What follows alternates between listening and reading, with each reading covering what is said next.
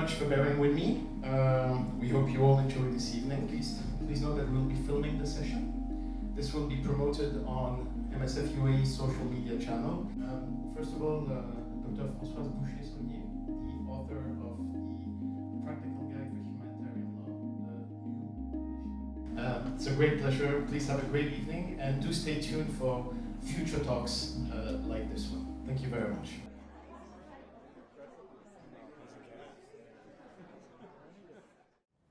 So the criminalization of the victim of conflict is already there under criminal law. And I remind just that counterterrorism is not a military doctrine, it's criminal law.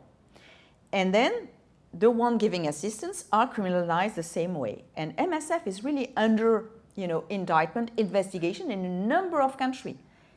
Now, this was not at all the case before. And this is a real challenge, because this criminalization goes with a new doctrine, which is not military but security, which is the targeting killing. And it is not developed by the military, it is developed by the security agent, mainly from Ministry of Interior. So there's a whole shift from the law of war to the security paradigm that goes with Ministry of Interior, Special Forces, Intelligence, Security Forces, a new kind. So I can say that there's a new kind of military player that are involved in our conflict setting with an element that is everyone is a criminal, and if you cannot arrest, then you target. And this is, again, the end of the blurring of line between criminal law and the law of war, because although they consider people as criminal, they will not be prosecuted. So they use the criminal law not to prosecute, but to criminalize, and this criminalization authorizes the targeting. And the whole targeting killing doctrine is about that. And in our field, in our operation, with the use of force, the use of military force to target people considered as terrorists, because it's impossible to arrest. And of course, when you are in international coalition, with airplanes, you cannot arrest. You need to be on the ground to arrest. So you target. And part of our epidemic in terms of attack on hospital, we can, and we do, actually analyze that as the direct consequences of the fact that we were treating wounded enemy combatants within our structure. And those wounded enemy combatants, wounded, I say, although they are considered as protected under international humanitarian law, they are not considered as protected under criminal law. This is a kind of ambiguity that is mortal today.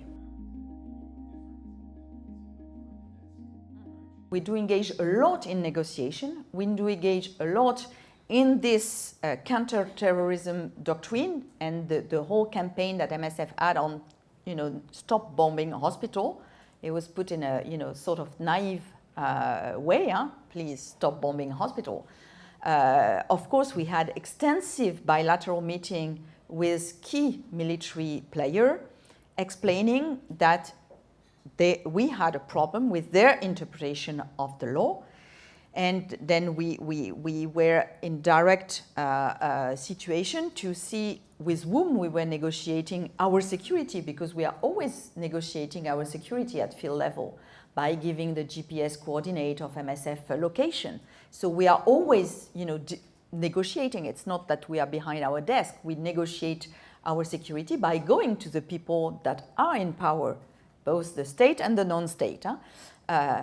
So by doing that, we were directly seeing that there was some confusion in the mind, and we were directly seeing that there was many different doctrines involved, because both the international coalition, but also at domestic level, if I take the case of Afghanistan, the Afghan army has a different doctrine than the Afghan police or the special forces from the Ministry of Interior. So it's the whole set of security doctrine that needs to be, really rebooted and making sure that IHL comes first and security second. Otherwise, you put security first and you have a chaos everywhere. So, but this really requires first an analysis that we were able to do just by having the chance of being direct victim. So it gives you the chance of understanding what happened, where are the mistakes in the mind of the others.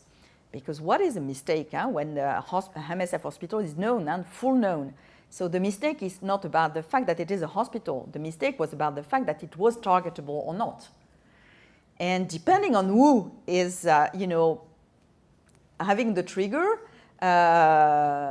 your security is different. So it's because we experienced that and because we had the legal capacity to read the context that we started first to have this campaign on Stop Bombing Hospital and on arguing about the primacy of IHL over counterterrorism and now about the criminalization of assistance as well. It has been acknowledged as a mistake, and it is a mistake, but actually we went over the whole process of reviewing our own procedures, of reviewing the US internal investigation. So it took us 2 years of intense and close discussion, not because we are keen in law and to discuss legal technicalities. It's because what is at stake is the safety of our staff. Do we close hospital or do we remain, do we keep hospital and do we treat wounded combatant, or do we say, no, sorry, we cannot take you, we will only do maternity in war zone because the rest is too dangerous. So because we had to answer those questions at operational level, we went into those, review process of what happened. And as I said, it's not one mistake, it was many mistakes linked to the fact there was many different forces involved, and they all have a different understanding and meaning about their mandate, the protective nature, do you wear an emblem or not. So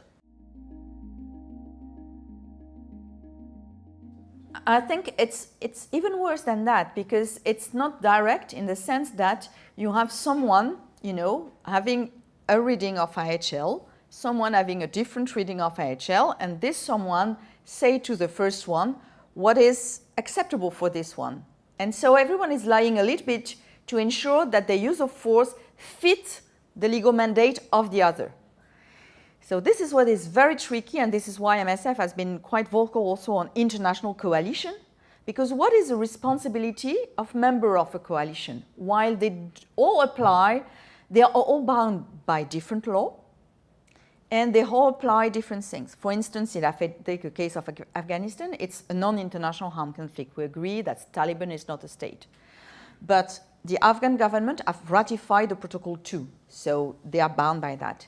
The US, being in the coalition, they have not ratified the Protocol 2. So how do they consider within their own military manual non-state armed group and non-state armed wounded?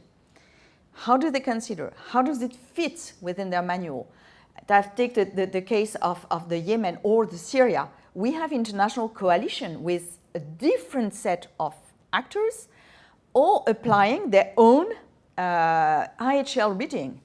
And today, MSF has been pushing and is also involved in reviewing the domestic law of war manual of the different player of a different conflict to ensure that we have the same understanding than them.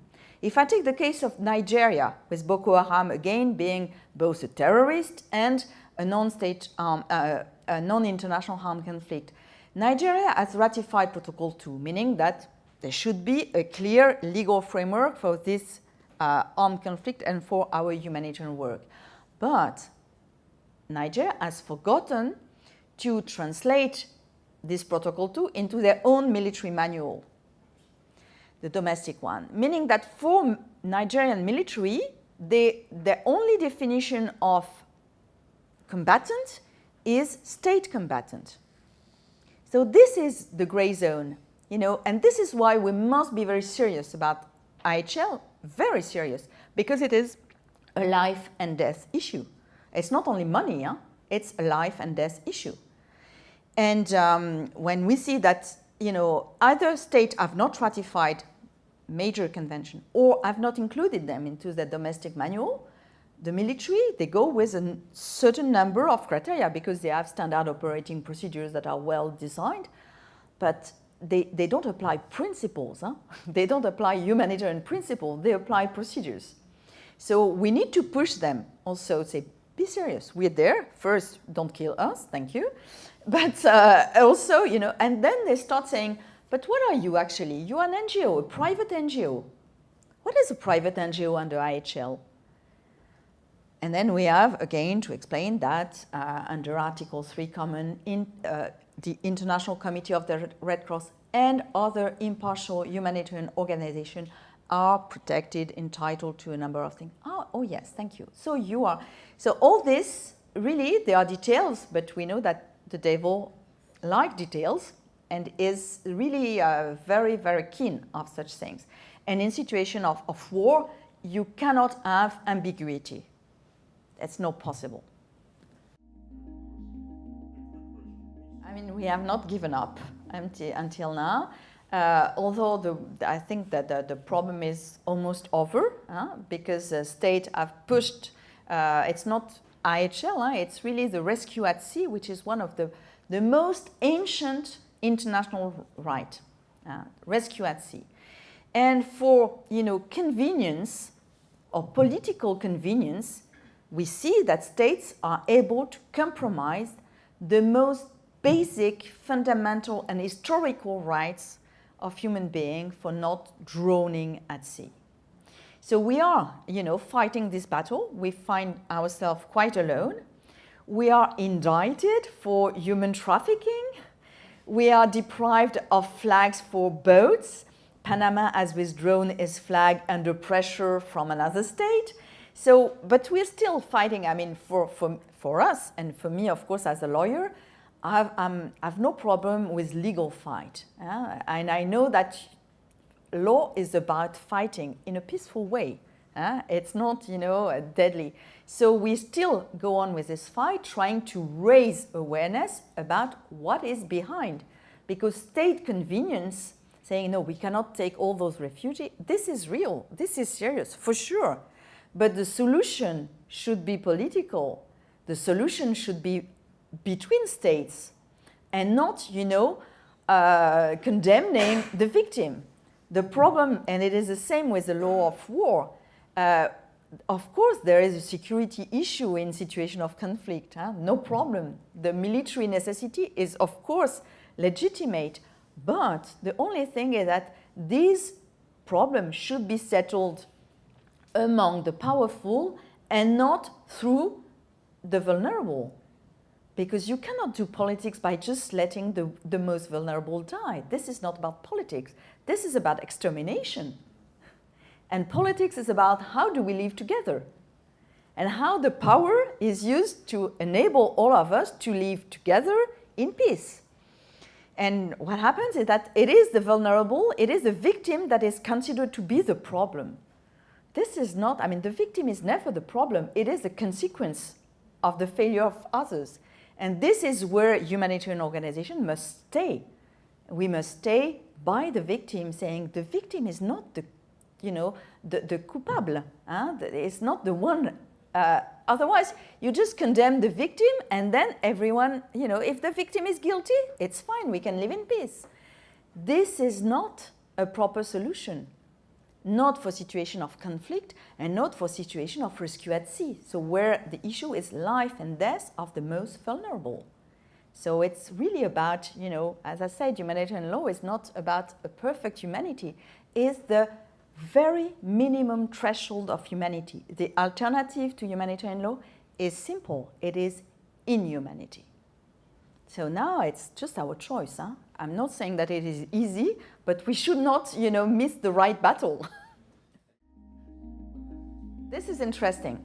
I would say that we cannot be pessimistic as being humanitarian because we lose all our battles. Fine, okay? It's not an issue of pride. But we always succeed in some also. I mean, if I put it differently, I mean, we never save everyone because it's not our objective and nor our capacity. But we know that if we stop, it is worst. So we never stop. This is it, as simple as that. Because we know that we don't solve the situation, but if we stop, it will be far worse. So the issue is always, and what is very positive is that we also always discover that it is not the intention of the one doing that to end with that consequence. No one is willing to let everyone die in the Mediterranean. And this is what is useful for us. Because if there was an intention, we will be desperate. But it is because there is no clear intention to do that. It's just because they don't find other solution, so that they just agree that, okay. So if we are not there to show the cost, this is a human cost that is paid for not finding better solution. And the question is it the cost we are all willing to pay for not finding better solution? Our job as humanitarian is only that. We're not there to bring solution, but to bring up the human cost for not finding better ways. And I think this is enough as a job. This is already a lot. And this is also, in a way, you know, we otherwise we'll become insane. But just being there to bring the human cost and say, okay, is it the one, this human cost, is it the one that we are all prepared and agree to pay? Otherwise, the victims are silenced and they are declared guilty. So it's a perfect crime.